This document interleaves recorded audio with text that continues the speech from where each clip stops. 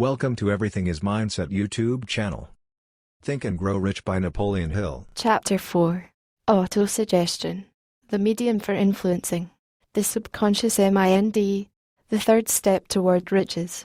Autosuggestion is a term which applies to all one's suggestions and all self-administered stimuli which reach one's mind through the five senses. Stated in another way, autosuggestion is self-suggestion. It is the agency of communication between the part of the mind where conscious thought takes place, and that which serves as the seat of action for the subconscious mind. Through the dominating thoughts which one permits to remain in the conscious mind, whether these thoughts be negative or positive, is immaterial. The principle of autosuggestion voluntarily reaches the subconscious mind and influences it with these thoughts. No thought, whether it be negative or positive, can enter the subconscious mind without the aid of the principle of autosuggestion, with the exception of thoughts picked up from the ether. Stated differently, all sense impressions which are perceived through the five senses are stopped by the conscious thinking mind, and may be either passed on to the subconscious mind, or rejected, at will. The conscious faculty serves, therefore, as an outer guard to the approach of the subconscious. Nature has so built man that he has absolute control over the material which reaches his subconscious mind through his five senses, although this is not meant to be construed as a statement that man always exercises this control.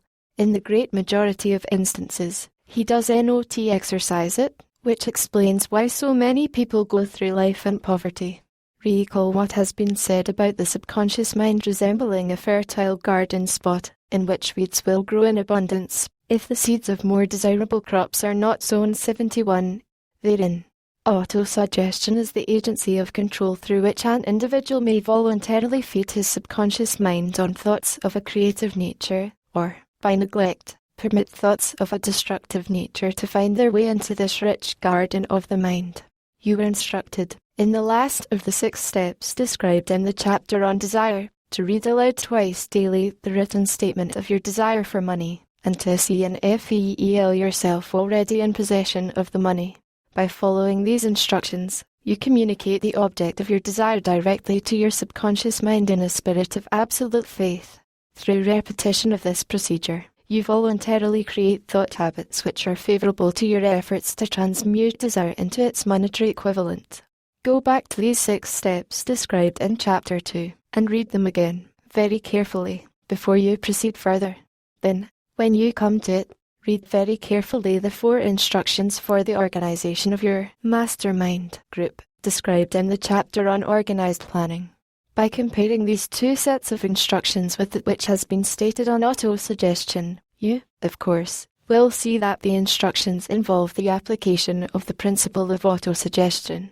Remember, therefore, when reading aloud the statement of your desire, through which you're endeavoring to develop a money consciousness, that the mere reading of the words is of no consequence unless you mix emotion or feeling with your words.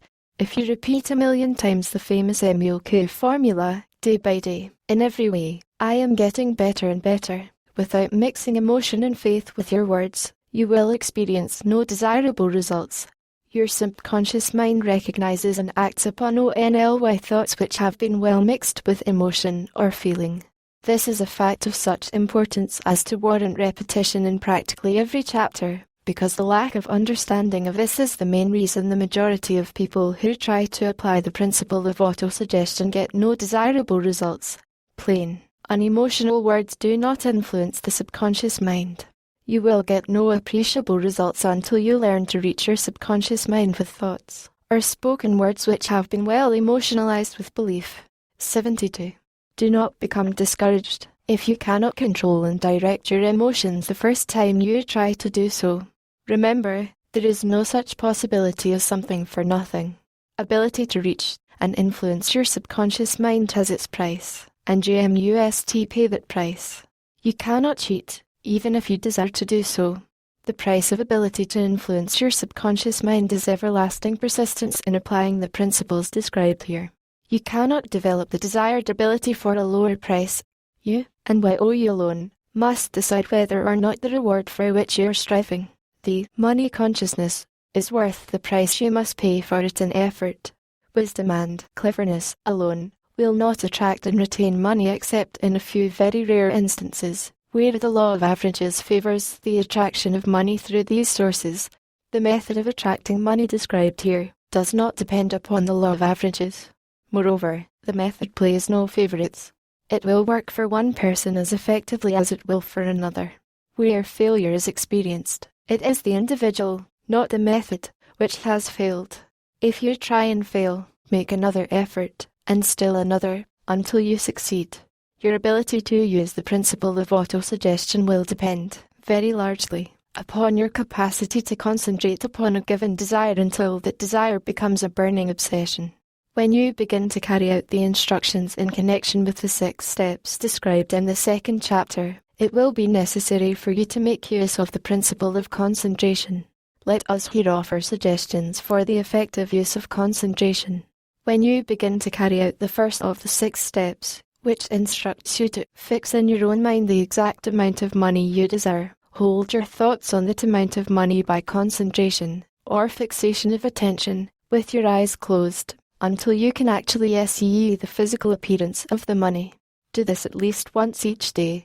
As you go through these exercises, follow the instructions given in the chapter on faith, and see yourself actually in possession of the money. Here is the most significant fact: the subconscious mind takes any orders given it in a spirit of absolute faith, and acts upon those orders, although the orders often have to be presented over and over again, through repetition, before they are interpreted by the subconscious mind. Following the preceding statements, 73. Consider the possibility of playing a perfectly illegitimate trick on your subconscious mind, by making it believe, because you believe it, that you must have the amount of money you are visualizing, that this money is already awaiting your claim, that the subconscious mind must hand over to you practical plans for acquiring the money which is yours. Hand over the thought suggested in the preceding paragraph to your imagination, and see what your imagination can, or will do, to create practical plans for the accumulation of money through transmutation of your desire. Do not wait for a definite plan, through which you intend to exchange services or merchandise in return for the money you are visualizing, but begin at once to see yourself in possession of the money, demanding and expecting meanwhile that your subconscious mind will hand over the plan, or plans you need. Be on the alert for these plans, and when they appear, put them into action immediately. When the plans appear, they will probably flash into your mind through the 6th sense, in the form of an inspiration. This inspiration may be considered a direct telegram, or message from infinite intelligence. Treat it with respect, and act upon it as soon as you receive it. Failure to do this will be fatal to your success. In the 4th of the 6 steps, you are instructed to create a definite plan for carrying out your desire, and begin at once to put this plan into action. You should follow this instruction in the manner described in the preceding paragraph. Do not trust your reason when creating your plan for accumulating money through the transmutation of desire. Your reason is faulty. Moreover, your reasoning faculty may be lazy, and, if you depend entirely upon it to serve you, it may disappoint you. When visualizing the money you intend to accumulate, with closed eyes, see yourself rendering the service, or delivering the merchandise you intend to give in return for this money. This is important. Summary of instructions. The fact that you're reading this book is an indication that you earnestly seek knowledge. It is also an indication that you are a student of this subject.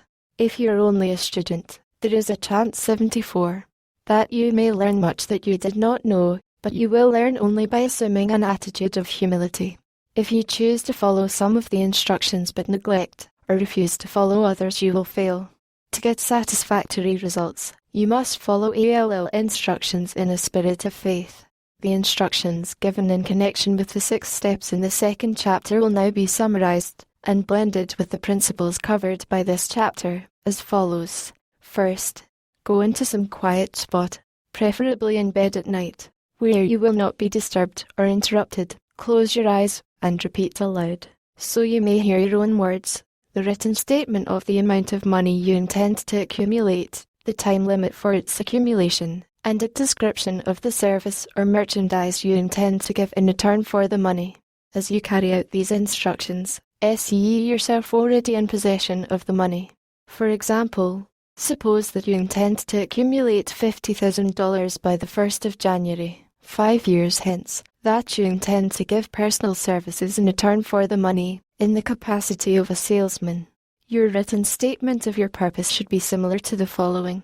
By the 1st day of January, the 19th, I will have in my possession $50,000, which will come to me in various amounts from time to time during the interim. In return for this money I will give the most efficient service of which I am capable, rendering the fullest possible quantity, and the best possible quality of service in the capacity of salesman of. Describe the service or merchandise you intend to sell. I believe that I will have this money in my possession. My faith is so strong that I can now see this money before my eyes. I can touch it with my hands. It is now awaiting transfer to me at the time, and in the proportion that I deliver the service I intend to render in return for it. I am awaiting a plan by which to accumulate this money, and I will follow that plan when it is received. Second, repeat this program night and morning until you can see, in your imagination, the money you intend to 75. Accumulate.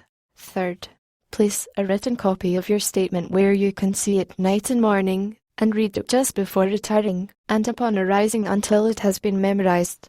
Remember, as you carry out these instructions, that you are applying the principle of autosuggestion, for the purpose of giving orders to your subconscious mind. Remember, also, that your subconscious mind will act only upon instructions which are emotionalized, and handed over to it with feeling. Faith is the strongest and most productive of the emotions. Follow the instructions given in the chapter on faith. These instructions may, at first, seem abstract. Do not let this disturb you. Follow the instructions, no matter how abstract or impractical they may, at first, appear to be. The time will soon come, if you do as you have been instructed, in spirit as well as in act, when a whole new universe of power will unfold to you. Skepticism, in connection with new ideas, is characteristic of all human beings. But if you follow the instructions outlined, your skepticism will soon be replaced by belief, and this, in turn, will soon become crystallized into absolute faith. Then you will have arrived at the point where you may truly say, I am the master of my fate, I am the captain of my soul. Many philosophers have made the statement that man is the master of his own earthly destiny, but most of them have failed to say why he is the master. The reason that man may be the master of his own earthly status, and especially his financial status, is thoroughly explained in this chapter. Man may become the master of himself, and of his environment, because he has the power to influence his own subconscious mind, and through it, gain the cooperation of infinite intelligence. You are now reading the chapter which represents the keystone to the arch of this philosophy. The instructions contained in this chapter must be understood and applied with persistence, if you succeed in transmuting desire into money. The actual performance of transmuting desire into money involves the use of autosuggestion as an agency by which one may reach and influence the subconscious mind. The other principles are simply tools with which to apply autosuggestion.